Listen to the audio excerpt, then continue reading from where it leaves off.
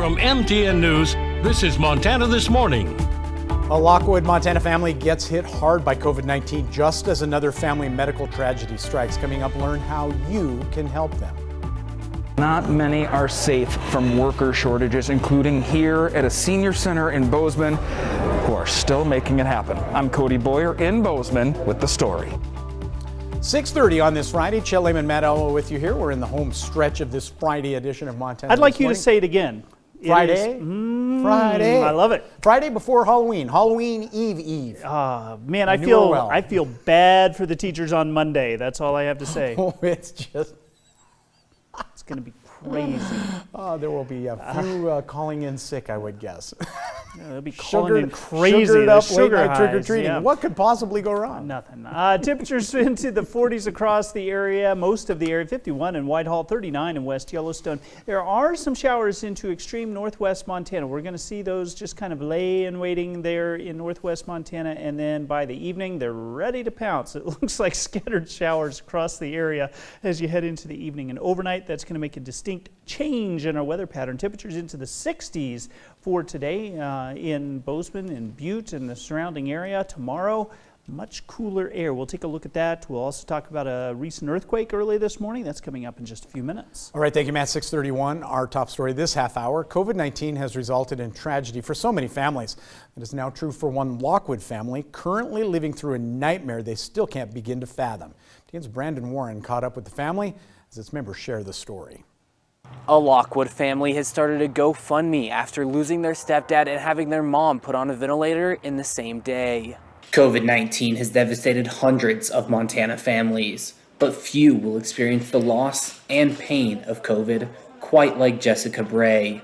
It was completely unexpected, and our hearts are completely heartbroken right now. Bray and most of her family got COVID in early October, and her mother was taken to Billings Clinic.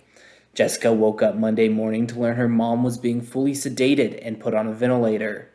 Bray went to wake up her father so they could talk to her mom while she was being sedated, but what she found will haunt her forever. So I go downstairs to thinking that I was just going to wake him up, and I found him laying on the floor in the basement. I ran up to him, dropped down to him. I tried, Jerry, wake up, over and over again. I tried to find a pulse in his arm, couldn't find one. Jessica's father, Jerry Pedigo, had passed away sometime during the night from causes still under investigation. I haven't been able to talk to my mom. I haven't been able to, know what she knows, and she's not a naive woman. She's been a CNA for 20-some years. And her mom is still fully sedated, and the family is only allowed limited visits where they see her through glass. All Jessica and her brother can do is wait and hope she recovers. She's always been a very loving parent. She is everybody's mom is the best mom in the world. My mom is like that. She's the best mom in the world. All I want to do is just go give my mom a big hug, she's always been there for me, and I will do anything for her. Meantime, the family is now left with medical bills, funeral expenses, and the mortgage for the house they lived in with their parents, which is why friends have created a GoFundMe. Much of the future is uncertain, which is why Kevin is clinging to the words of his father. Always said that irritated the heck out of my mom. We'll get through it. It's that simple to him. And, I've kind of adopted that philosophy. For more information on how you can help, visit our website at ktvq.com. In Lockwood, Brandon Warren, MTN News. 6:34, closer to home this morning. The Bozeman Senior Center among the latest feeling the weight of the worker shortage being felt nationwide. They're already making decisions to cut some services. MTN's Cody Boyer takes us to the center's kitchen to meet those behind the effort to keep services going. When it comes to worker shortages, even volunteer shortages, everywhere is feeling them, including here in the kitchen of the Bozeman Senior Social Center. And when it comes to Meals on Wheels, that's another program of many here that has really felt the weight. Take the cooks, for example. Both of them 80 plus years young, but in that same sense, the Meals on Wheels volunteers, other workers, and other volunteers say shortages have become too much. I try to make them smile every day. Just, because everybody needs to smile. For Brenda Leeden, making people smile from the Senior Center kitchen keeps her coming back. And even on my days off, I always come here and help out. When I walk in the door, I'm home. When Brenda walks into the kitchen, right above volunteers, there are 2 words that those alongside her at the Senior Center agree with. I know they have at least one hot meal.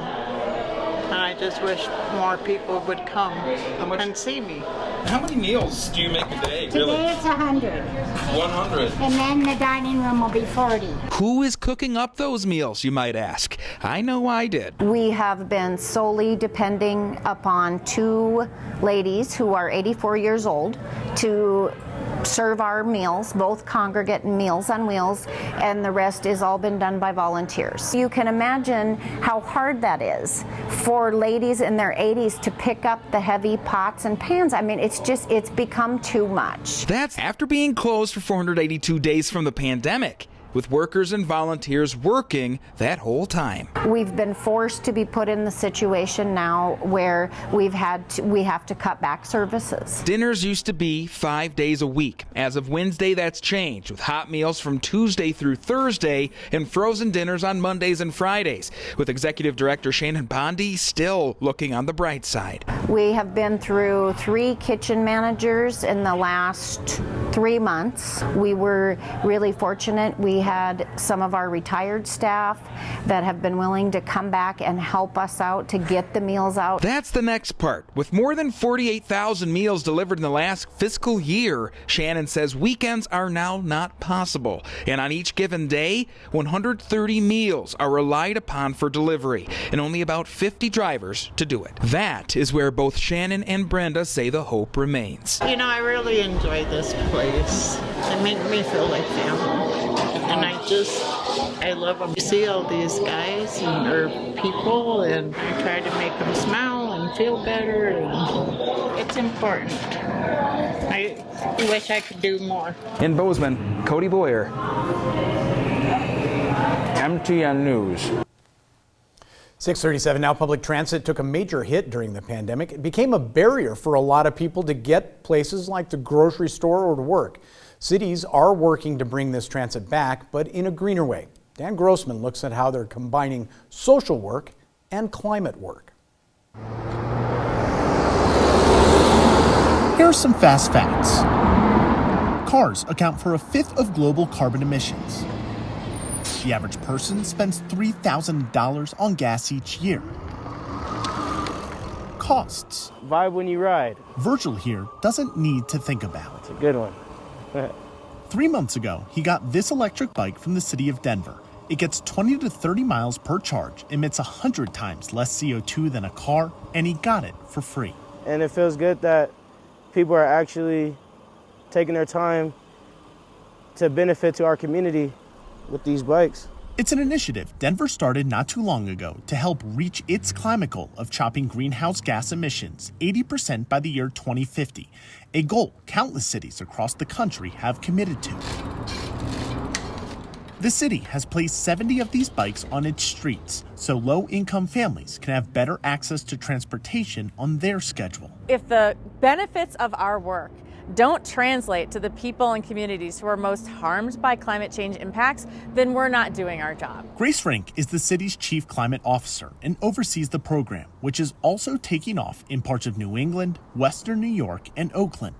A study done in Portland last year found if residents there used an e-bike rather than a car just 15% of the time, greenhouse gas emissions in the city could be cut by more than 10%. So we're trying to be really creative to get money out to people and to community-based organizations so they can actually do climate work on the ground in the way that meets their needs of their community. In Denver, Virgil got his bike as a free loan from the city, so it's essentially his. But in other cities, the bikes are kept locked up at secure businesses where they can charge until people rent them for set periods of time, sometimes renting them for medium or long-term use. You guys want me to speed up? For Virgil, it meets two needs. He can get to his job without worrying about a bus schedule. For sure. And he can save money on transit fares while doing his part inadvertently to help his city become greener. I'm Dan Grossman. I like that. A win-win in that case. 6:40. Let's take a break. When we come